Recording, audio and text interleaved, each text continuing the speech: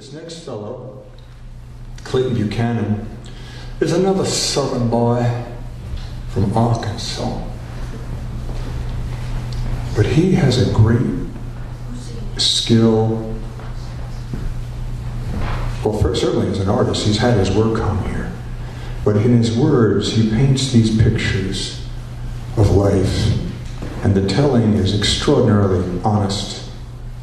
And there's no editorial. It's through the wonderment of exploration. I really enjoy his work. Clayton, please give him.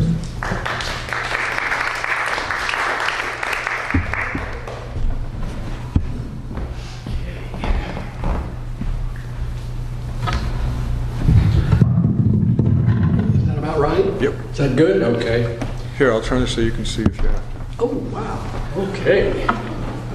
I'm going to read a couple of pieces that one is going to be the recognizing and sharing my thoughts of the Black History Month, and I'll end with a love poem.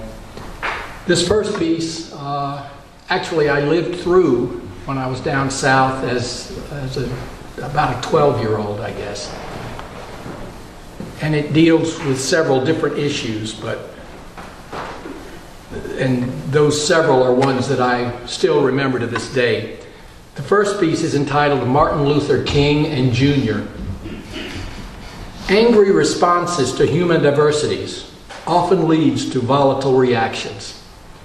This bad vibe dislike enhances further a lesser chance of working together in solving humanity's future. Martin Luther King's outreach to halt segregation was not of anger, but was for coming together, sharing differences, and walking away with a loving start to long overdue camaraderie. An advancement of the human spirit, accepting one another. The hateful reaction to this outreach was his horrific assassination by a white supremacist. He deserved so much more in continuing his goodness of soul. We, the people of this country, never will forget what happened that day. An act of unheard of injustice underscores so the dire need for equalization, ongoing this very day. Quotes from Martin Luther King.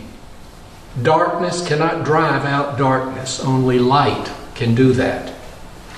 Hate cannot drive out hate, only love can do that.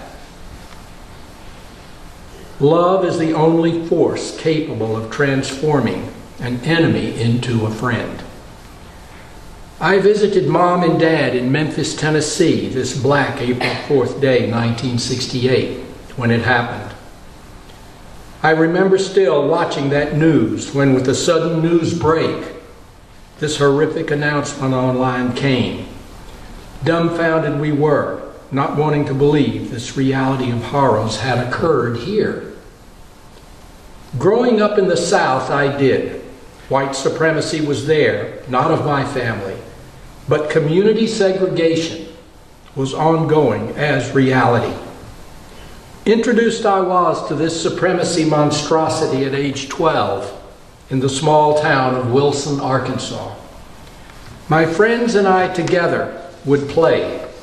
Junior, a gracious African-American soul, was one of those dearest ones, and we loved him as he loved us.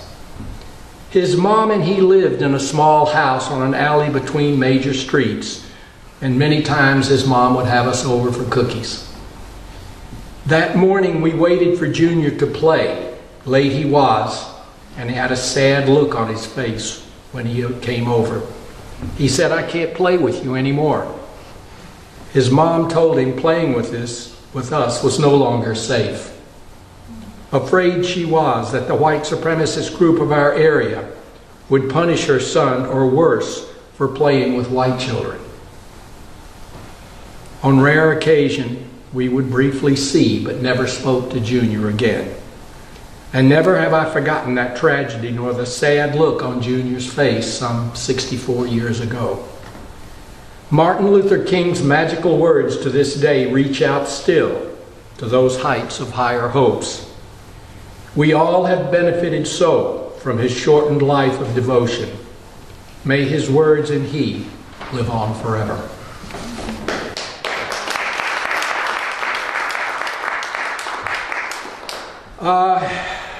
This is dealing with the kind of the naturalness of love, and it's entitled Natural Love.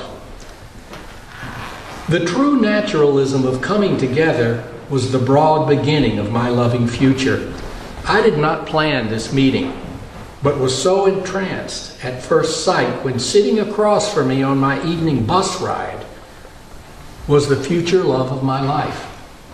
Attractive, did not do her justice this evening. I could not take my eyes off of her, but realized if I wanted to introduce myself, it had to be natural, not interpreted as a coming on. I watched her read, so intense her book had to be, as she turned those pages with such fascinating glee. I stared those riding minutes, not able to look away, as I dreamed of her walking with a full sexual sway. Her hair loosely long with brown color so strong, played across her shoulder. There was definitely nothing wrong. My bus stop was fast, approaching just down the street, but realized I could not get off until we were guaranteed to meet. She made no move to exit. At my coming stop this day, I realized she rode longer, and for that I decided to stay. The next stop turned out for her this time. I definitely had gotten lucky when I finger flipped my dime. We met at the corner, had conversations that night, have been together for 30 years. I finally got it right. Thank you.